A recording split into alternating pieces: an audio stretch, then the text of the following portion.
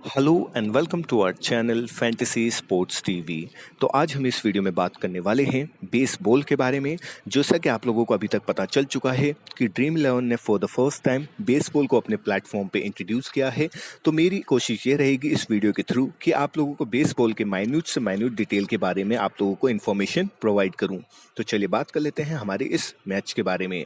तो जैसा कि आप लोगों को मैं कुछ पोजीशनिंग के बारे में इस वीडियो के थ्रू बताने वाला हूं, तो सबसे पहले बात करते हैं हम आउटफील्डर्स के बारे में।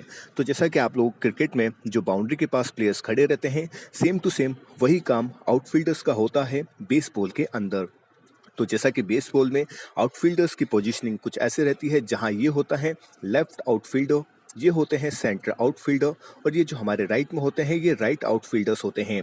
बेसिकली इनका काम ये होता है कि अगर कोई भी बैट्समैन शॉट मारता है तो इनकी कोशिश ये रहती है कि या ना तो उनको बाउंड्री के बाहर जाने दे, और इनकी कोशिश रहती है कि उन बॉल को वापस जल्दी से जल्दी अपने इन फील्डर के पास पहुंचाने की। अब हम बात करते हैं दूसरी पोजीशनिंग के बारे में, जो कि होती है इन फील्डर्स की।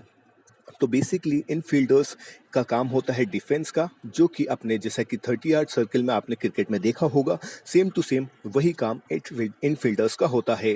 बेसिकली इनका काम ये होता है कि आउटफील्ड में अगर कोई भी बॉल चली जाती है तो आउटफील्डर उसको थ्रो करके इन फील्डर्स के पास पहुंचाता है, और इन फील्डर का काम होता है उसे आउट करने का, जो कि हिटर है जो अपने रन की तरफ दौड़ता है उसे आउट करने का। तो बेसिकली इन फील्डर की पोजीशनिंग कुछ ऐसे होती है, जो कि बेस वन, बेस टू और बेस थ्री के पास इन फील्डर्स पोजीशन रहते हैं।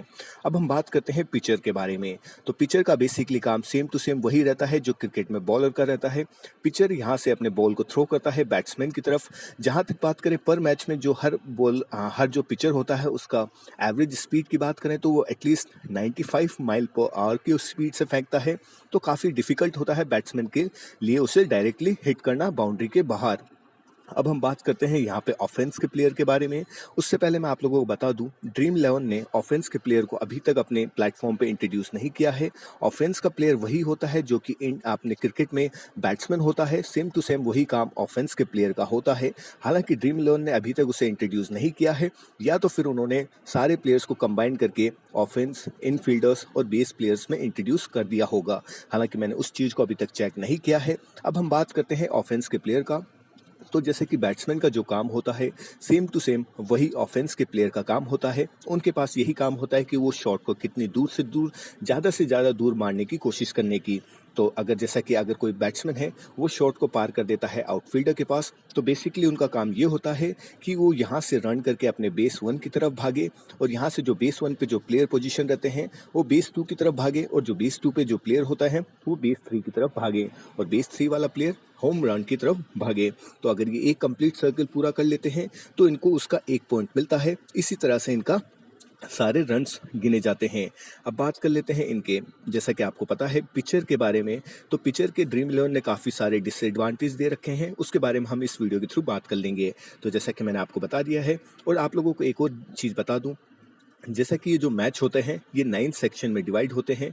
जैसा कि 9 टाइम्स में इसको डिवाइड होते हैं, जहाँ पे हर बैट्समैन की बैटिंग आती है, चाहे वो आउटफील्डर में पोजीशन हो या फिर इनफील्डर में पोजीशन हो। तो एक टीम के सारे प्लेयर्स की बैटिंग आती है, और हर बैटिंग को 9 सेक्शन में डिवाइड किया जाता है।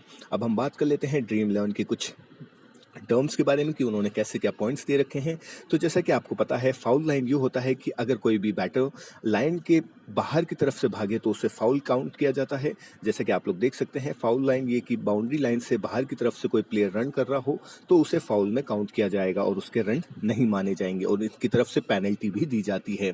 अब बात करते हैं पिचिंग के बारे में। तो जैसे कि आपको पता है, ये जो रेड जोन दिख रहा है आप लोगों को, इसी सेक्शन में पिचर को बॉलिंग करानी होती है। अगर कोई भी पिचर बॉल इस लाइन से या फिर इस सेक्शन के दूसरी तरफ या बाहर की तरफ से बॉलिंग करा देता है तो उसको एक तरह से आउट माना जाता है, जैसा कि अपने क्रिकेट टर्म में माना जाता है। तो सेम टू सेम यही बेसबॉल के अंदर माना जाता है, और वो कंटिन्यूसली अगर 4 बॉल आउटसाइड करा देता है तो उनके इनको जो बैट्समैन होता है उनको एक एक्स्ट्रा रन मिल जाता है। तो इस चीज़ का आप लोग ध्यान रखिएगा कि अगर जो भी पिचर है वो कंटिन्यूसली 4 बॉल लाइन के जो स्ट्राइक जोन के बाहर करा देता है तो उनके एक एक्स्ट्रा रन, उनको फ्री बेस रन मिल जाते हैं। अब बात कर लेते हैं दूसरे टर्म्स के बारे में। जैसा कि आप लोगों को पता है, पिच वर्सेस बॉल के बारे में मैंने आप लोगों को पहले ही बता चुका हूँ। जैसा कि अगर कोई भी पिचर बॉल को बाहर करा देता है तो वो 4 टाइम कंटिन्यूसली करा देता है, तो उसके एक एक्स्ट्रा होम रन टीम वालों को मिल जाता है। अब बात कर लेते हैं जैसा कि पॉइंट सिस्टम के बारे में। तो जैसा कि पिचिंग के बारे में बताऊं तो पिचिंग में ड्रीम इलेवन वालों ने काफ़ी डिसएडवांटेज दे रखा है। जैसा कि आपको पता है, अगर कोई भी पिचर तीन बैट्समैन को आउट कर देता है तो उसको उसके सिर्फ और सिर्फ 3 ही पॉइंट्स मिलेंगे।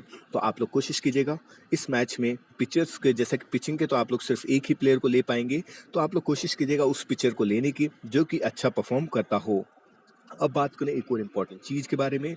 जैसा कि मैं आप लोगों को बता दूं, अगर कोई पिचर होता है तो वो अपने बॉलिंग लगातार 3 बॉल ऐसे फेंक देता है जो कि बैट्समैन हिट नहीं कर पाता, तो वो बैट्समैन आउट माना जाता है।